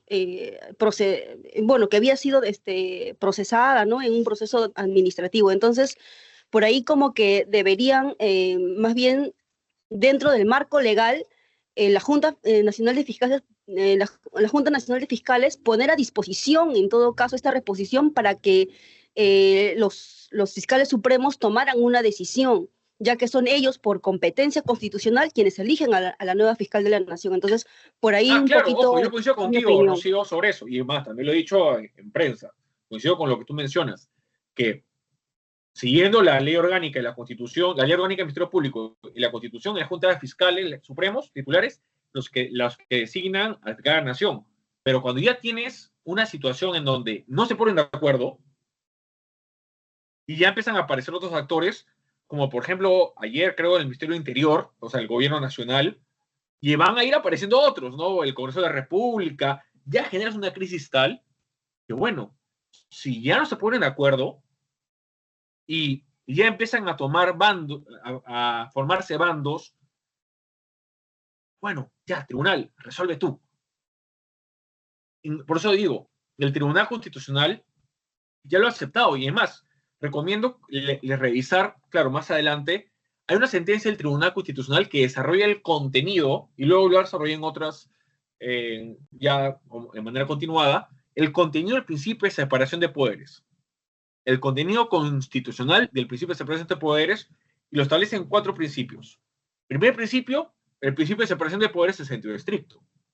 El segundo principio, de pesos y contrapesos. Y el tercero, de colaboración entre poderes. Y por último, deja lo que es la solución democrática. ¿Y qué dice el Tribunal Constitucional en ese último? Cuando existe un conflicto entre dos poderes del Estado, el tribunal señala que el constituyente ha dado herramientas y vías y mecanismos para resolver estos conflictos sin que llegue a una crisis. política que pueda afectar el Estado constitucional de derecho. En este caso, ¿cuál es la vía? El proceso competencial. Y eso es lo que yo he invocado muchas veces, y como señalado, desde el ámbito académico como el ámbito de medios, en que, vamos, hay que promover que alguna de las partes utilice esta vía de solución democrática, esta vía de solución a la crisis a través de la vía constitucional. ¿Qué opina Rocío? María Velázquez dice, la realidad nos presenta cada día nuevos casos, efectivamente, pero para eso es interesante que sea la vía constitucional, los procesos constitucionales, cuando son casos de controversia constitucional, sea esta vía la que la resuelva y que obviamente la jurisprudencia o los precedentes que ustedes ya conocen por este diplomado sean los que nos establecen el derrotero para resolverlos, los siguientes casos. Pero volviendo a Rocío, ¿tú qué opinas?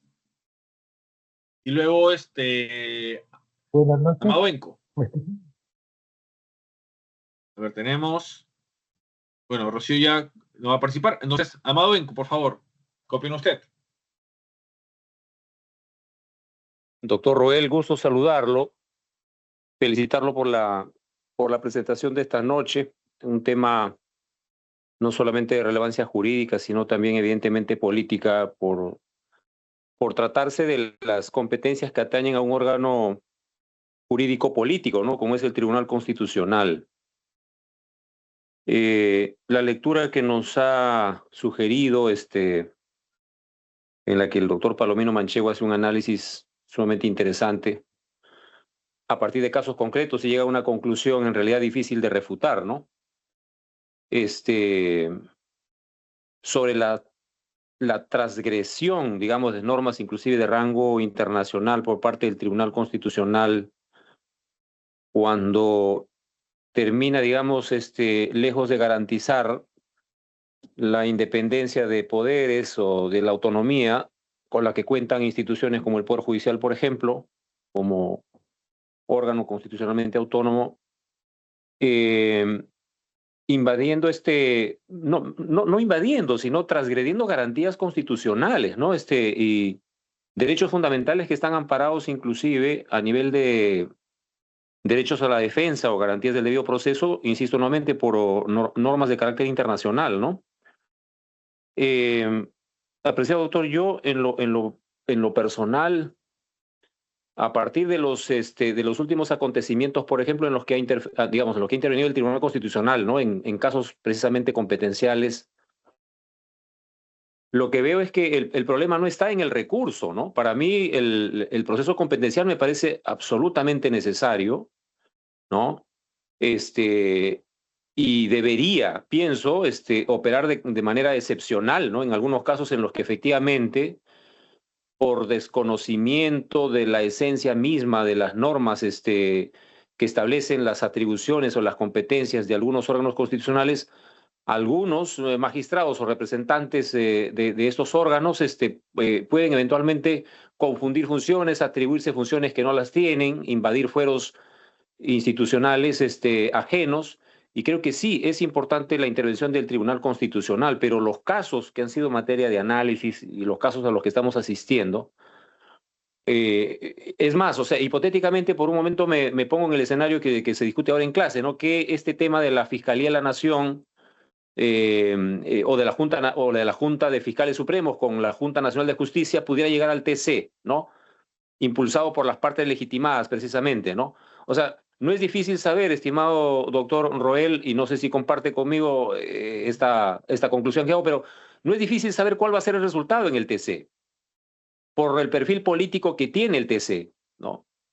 Y a eso va mi cuestionamiento, cuando digo que siendo importante esta figura, lo que preocupa en el Perú es que tenemos miembros del Tribunal Constitucional, no solamente de sino del anterior y del anterior, ¿no? Que tienen una posición política muy marcada, ¿no? Y tengo la impresión, doctor, que pesan más estas consideraciones políticas en los casos que resuelven y terminan dejando en un segundo orden el análisis de carácter jurídico constitucional. Entonces, creo que el problema no está en la institución. Yo creo que los riesgos de terminar utilizando el recurso y el Tribunal Constitucional como una instancia superior para poder enmendar la plana, por ejemplo, a decisiones judiciales inclusive, o decisiones que puede emitir la Junta Nacional de Justicia en este caso, ¿no? Está en el carácter, digamos, en el sesgo político de quienes integran el Tribunal Constitucional.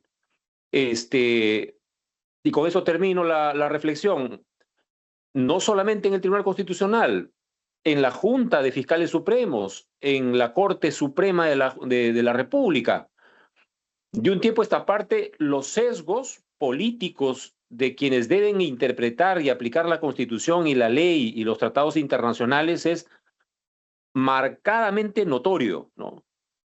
De ahí es que ha llevado a que, digamos, hoy por hoy ya no se, digamos, no exista duda alguna de que, digamos, la justicia o la justicia tanto ordinaria como constitucional en manos de magistrados como los que estamos mencionando, haya terminado, digamos, politizándose, ¿no?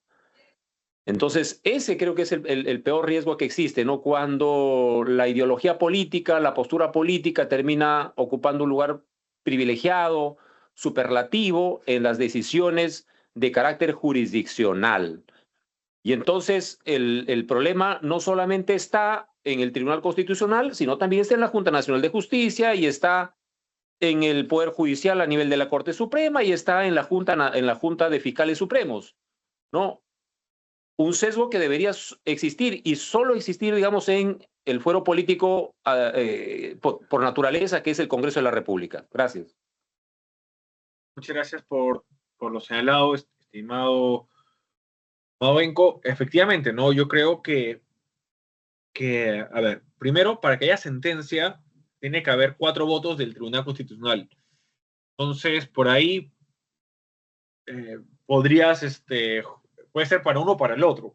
Conforme está ahorita el tribunal distribuido, yo he visto causas que en verdad uno diría, bueno, va a ir por ese lado, y no va por ese lado porque, como ven, ese lado a veces responden a temas políticos, a otros temas ideológicos, y inclusive al momento de los magistrados del Tribunal Constitucional en que estén. Entonces, por ese lado, yo creo que tanto para la Junta como para el Ministerio Público puede hacer de que, por el temor de que no sabrían para dónde iría el Tribunal Constitucional, porque como señalo, para que haya una sentencia fundada, 4 votos, mayoría simple. Es que no se atreven porque no saben si la demanda les puede salir en contra, en cualquiera de los dos. Ese es por un lado. Sobre lo que tú mencionas, claro, lamentablemente, no lamentablemente, es el modelo que tenemos. El modelo de Estado constitucional de derecho que tenemos nos permite tener una diversidad de intérpretes en el Poder Judicial, en el Ministerio Público, en el Tribunal Constitucional como supremo intérprete, el mismo Congreso, la Defensoría del Pueblo, el Gobierno Nacional, los gobiernos regionales y locales. Cada uno interpreta la Constitución conforme al titular o los titulares del colegiado, si tienen colegiado, entiendan el derecho constitucional y entiendan la Constitución y sus funciones como tal. Cuando sucede que ya presuntamente se extralimitan esas funciones, presuntamente van más allá de lo que les compete y afectan derechos o afectan atribuciones de otro, bueno, tendrá que ser las vías constitucionales y el Tribunal Constitucional, en ese sentido, el último a resolver. Ese es el modelo que tenemos, nos guste o no, se puede perfeccionar o no. Se puede perfeccionar tal vez no tanto en el modelo, sino tal vez, bueno, está bien ya, que no sean 7 magistrados, que sean 9, y el proceso de selección que sea más riguroso, más participativo, etcétera. Si me permite, solamente claro, una pregunta final. Ya esta es una pregunta de rigor absolutamente técnico-procesal. Entiendo que la fiscal de la Nación que está, digamos, no sé cuál es el término apropiado, pero que está, digamos, acuartelada en la Fiscalía de la Nación, ha interpuesto una habeas demanda corpus, de el mismo amparo, que ha sido... una demanda de amparo. Ok, ya, No bueno, una amparo, demanda muy bien. competencial. Por eso que cuando dijeron, perdón, una demanda, yo tenía la esperanza de, dije, Ok, se iluminaron y dijeron, vamos a resolver el conflicto. Cuando dijo amparo, claro.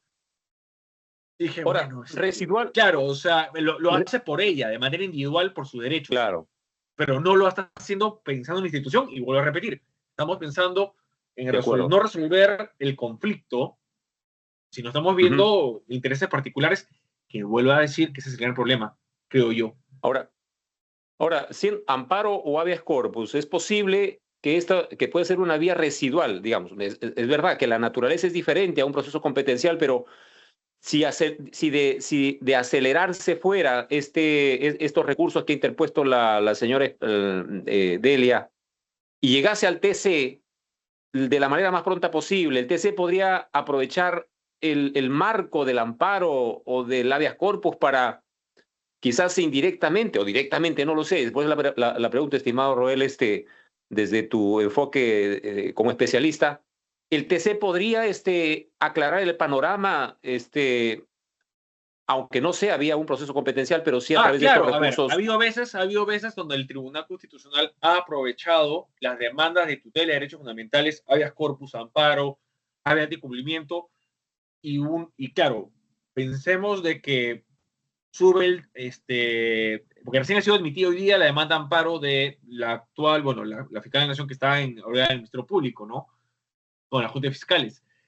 Pensemos de que se resuelve primera, sube a segunda y a final de año tal vez llega al Tribunal Constitucional. El Tribunal Constitucional podría utilizar, si no es muy formalista, utilizar el caso de una tutela de derechos para poder interpretar la situación materia de conflicto.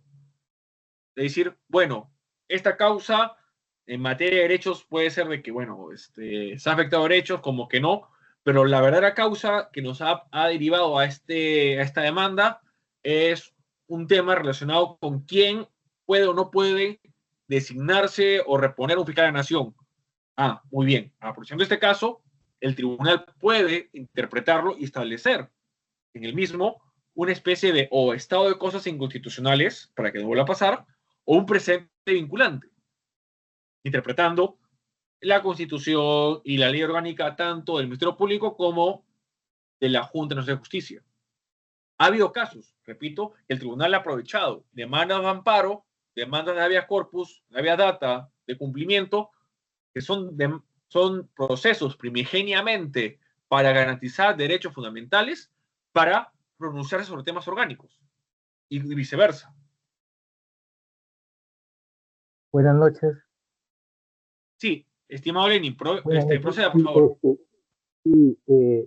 Con relación al caso, digamos, actual, esto de Junta Fiscal y Ministerio Público, yo considero que a veces la vía competencial debe ser de manera extraordinaria, ¿no? No hay que constitucionalizar de manera los hechos, ¿verdad? Porque yo veo que mal ha hecho la fiscal plantear su amparo. La que debió plantear más bien el amparo debió ser la fiscal que la están reponiendo. ¿Por qué? Porque ella es la que está siendo afectada, supuestamente, ¿no? Porque hay una decisión de la Junta de Fiscales que es un acto administrativo y que está vigente. Entonces, la actual fiscal tiene un acto administrativo vigente, que la tiene a ella designada. Ahora, lo que debió recurrir es la fiscal, la que la quieren reponer, debió recurrir a un amparo, porque la Junta de Fiscales, yo pienso que ahí debió sacar un pronunciamiento y decir, tomar una decisión para que la fiscal, ella, la nueva fiscal, recurra al amparo. Ahora, no creo que sea un proceso competencial. ¿Por qué? Porque de alguna manera exigir que la Junta de Fiscales ejecute sus resoluciones, ¿hasta dónde puede llegar cada institución a ejecutar sus resoluciones? ¿No? Porque ella dictó una resolución, para mí mal, de alguna manera, pero o sea, y hacerla cumplir y demandar a la institución para que la cumpla, porque la persona afectada es la fiscal directamente, es un derecho, digamos, subjetivo que está siendo afectada, que no la está reponiendo, y que la Junta de Fiscales hubiera tomado una decisión y hubiera dicho, ¿sabes qué? Hay un mandato vigente y ahí le obligaría a la nueva fiscal a que recurra a un amparo. Y definitivamente el Tribunal Constitucional puede tomar una decisión, pero no a través del proceso competencial. Yo creo que ahí no hay conflicto, sino porque es un derecho personal. Si bien es cierto de Fiscalía de la Nación, pero es un derecho que la fiscal no la repone. Entonces ella debería decir y dejar sin efecto, pedir que se deje sin efecto ese nombramiento del actual fiscal y que la reponga a ella. Pero no, de alguna manera pienso que el recurso de competencial no creo que sea la vía idónea, creo que debe ser la vía extraordinaria. No sé si estoy en lo correcto, a ver, usted me dirá. Buenas noches.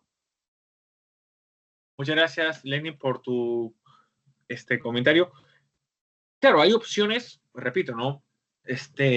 Una estrategia de una de estas partes que están en conflicto o que tienen que ver en el conflicto, ha sido de poner un amparo, que es la fiscal suprema del Espinosa. Tenemos otra fiscal también repuesta que podría haber utilizado esa vía, pero lo que solicita más bien es seguir por la vía administrativa de la Junta de Justicia para ejecutarlo. Cada uno está utilizando los medios procesales que la ley y la Constitución les proporciona. Pero vuelvo a repetir, cuando ya tenemos una situación donde ya es un tema que trasciende, creo yo, me puedo equivocar, es mi opinión, los temas ya individuales, los temas personales, y ya tiene que ver con la institucionalidad del país, creo yo que ya no estamos hablando de temas personales o particulares, sino temas que requieren tal vez de un pronunciamiento del máximo ente de la Constitución y que interpreta la misma y que puede resolver. Porque así está construido el modelo que tenemos de nuestro modelo constitucional, nuestro modelo de resolución de conflictos interpretativos en la parte orgánica, que es lo que hoy por hoy, en este caso que he planteado, que parece que creo que es un poquito más interesante que obviamente el tema de la lectura. Pero en fin, sí, yo creo que puede ser también, ¿no? Que la Fiscalía Suprema Respuesta Benavides pueda presentar también, ¿no?, su amparo es más, presentar un amparo para la ejecución, o no solo un amparo, podría exigir el proceso de cumplimiento, que es mucho más efectivo y como ustedes ya lo han visto en este diplomado.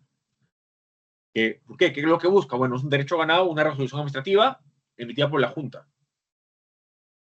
¿Se podría? Sí, creo que sí. Tenemos ahora a Carla Seña.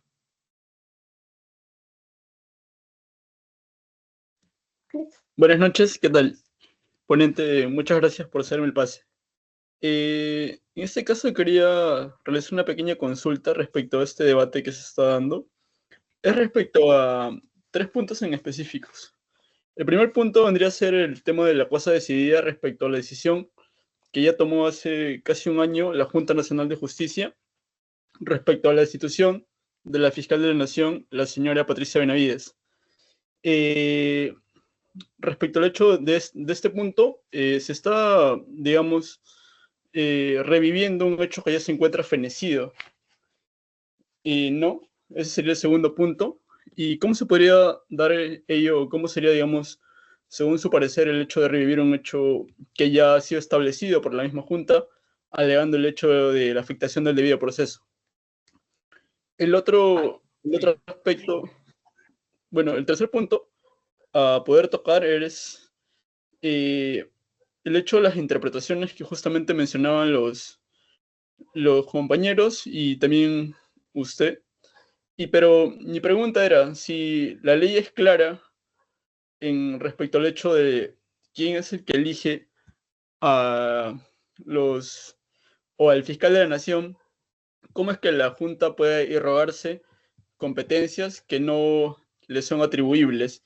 ¿Y cómo es que podría uno, digamos, como persona decir no, o como abogado, poder alegar, decir, no, mira, ¿sabes qué? Si es una competencia de la Junta cuando explícitamente está en la Constitución establecido ello, ¿no? Y también respecto a este aspecto de la restitución de la señora Patricia Benavides, me gustaría tocar el tema de que para su sanción o para su destitución en su debido momento ha sido llevado todo un proceso, ¿no? Por la misma Junta Nacional de Justicia, y podemos ver que ahora los nuevos miembros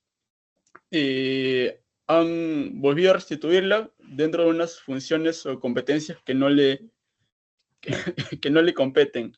Entonces, ¿qué opina usted de esta interpretación que hace la extensiva que hace la Junta respecto a lo que dice, ¿no?, la Constitución? ¿Es posible, digamos, llevar en este aspecto?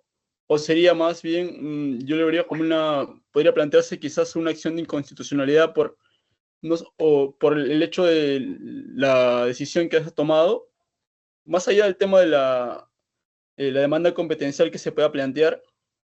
¿Qué opina usted respecto a estos 3 puntos, ponente? Muchas gracias por su tiempo. Muchas gracias, compañeros.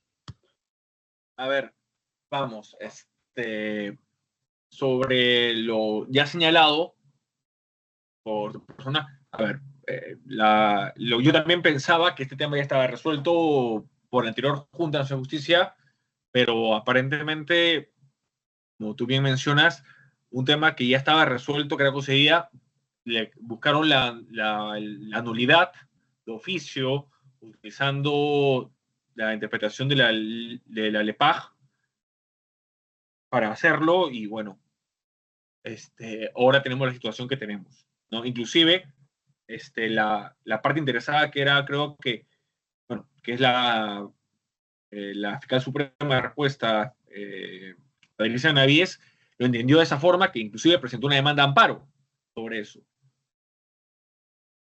Que ahora, cuando ya salió a favor, se ha desistido. Yo creo que frente a eso,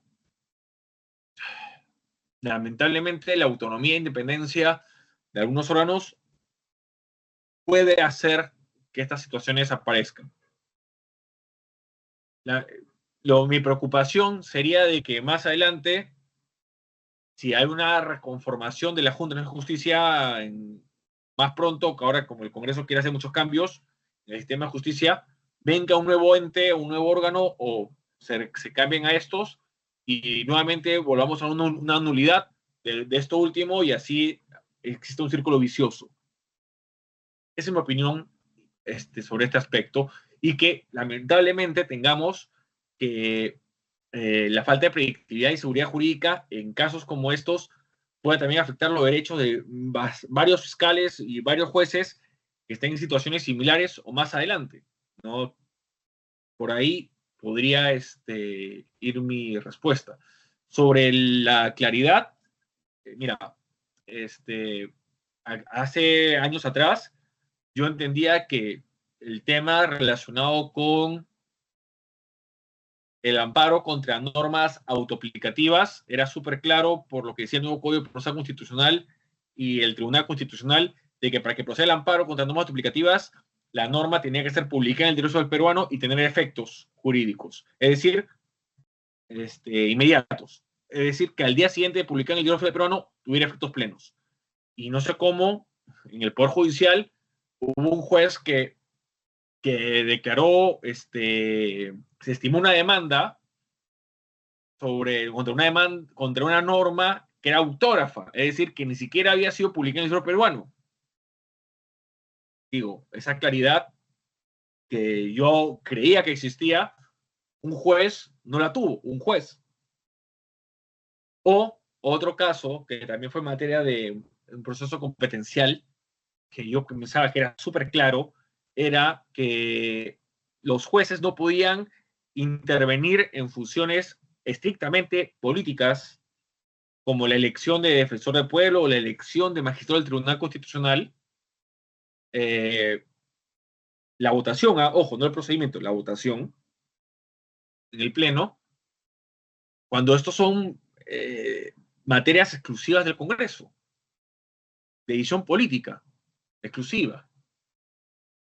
Entonces, ahí sí discrepo de que puede haber muchos temas súper claros, súper determinados expresamente en la Constitución, pero que generan interpretaciones auténticas de diferentes operadores jurídicos que tienen la capacidad de interpretar y decidir en base a esa interpretación, que van a generar estos conflictos, que se puede resolver a través de amparos, se puede resolver a través de habeas corpus, se puede resolver a través de habeas data de cumplimiento, se puede resolver a través de demandas de inconstitucionalidad, como también se puede resolver a través de procesos competenciales. He ahí la importancia de las garantías constitucionales. Y para eso están, para resolver cuando hay esta distorsión o diversidad de interpretaciones de la Constitución, y que claramente solo puede haber una que sea válida en esa diversidad. ¿Alguien más? ¿Comentarios, dudas? Sobre este tema creo que ha generado, para que vean que este proceso competencial no le da mucha pelota, pero es bastante bueno, bastante interesante, ¿ven? ¿Alguien más? Bueno, como ustedes pueden apreciar, es un proceso muy interesante, es muy importante, muy relevante para la situación que vivimos, y que, como ustedes han apreciado, ¿cómo sería bueno que también los operadores de justicia, en vez de buscar el conflicto cuando ya lo tienen el conflicto, antes de generar la crisis que lamentablemente hemos vivido durante los últimos años, se puede utilizar las vías constitucionales para resolverlas? Mi recomendación, sigan investigando. Mi recomendación, sigamos pensando en que podemos ir trabajando en ir recomendando estos temas para que los que toman decisiones en nuestro país, en los órganos del Estado, puedan resolver, como se dice, conforme a derecho, y obviamente siempre pensando en lo mejor para todos los peruanos. Yo solo les digo que nos vamos a ver el próximo sábado, si no me equivoco, para recuperar la clase que no pudimos tener la vez pasada, y también le dejo a su servicio mis redes sociales. A través de ellas podemos comunicarnos más adelante o inclusive antes de la última clase que tengamos juntos. Julio, sí, dígame.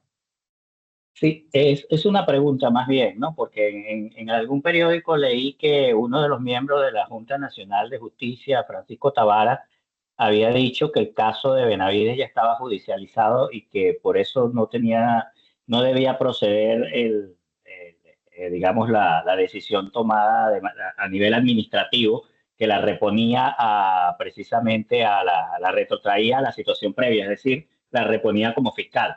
¿Qué quiso decir con eso el miembro de la Junta Nacional? Lo que decía el doctor Tabaré, lo que yo he mencionado hace poco, respondiendo a la pregunta de uno de tus colegas. Como bien me comentó uno, en teoría, este caso ya era cosa juzgada en el ámbito administrativo, porque ya en última instancia la misma Junta Nacional de Justicia, el anterior colegiado, ya había resuelto inclusive la reconsideración planteada por la defensa de Patricia Benavides, y ya el tema en el ámbito administrativo se había cerrado, en el ámbito de la Junta Nacional de Justicia, y esta resolución la impugnó ya no ante la Junta, porque no se podía, porque no hay más instancias, sino en el Poder Judicial a través de un proceso de amparo. Por eso Francisco Tabaré decía, oiga, esta cosa ya era tema decidido en la vía administrativa de la Junta Nacional de Justicia, tanto es así que la propia interesada, Patricia Benavides, presentó una demanda de amparo contra la última resolución de la Junta Nacional de Justicia. A eso se refería.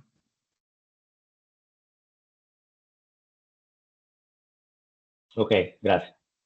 A ti, Julio. Hoy, nuevamente, como les mencionaba, nos vamos a ver una siguiente clase. Está en nuestras redes sociales, en el chat de la plataforma, para que nos sigamos y podamos ir conversando e intercambiando ideas. Inclusive hay varios artículos, eventos como y posiciones académicas y profesionales sobre diferentes materias, y cualquier cosa, si necesitan algo más, ahí también nos podemos buscar. Muchas gracias a todos. Tengan en cuenta estas preguntas para su evaluación final y nos vemos. Cuídense bastante y nos vemos el próximo sábado.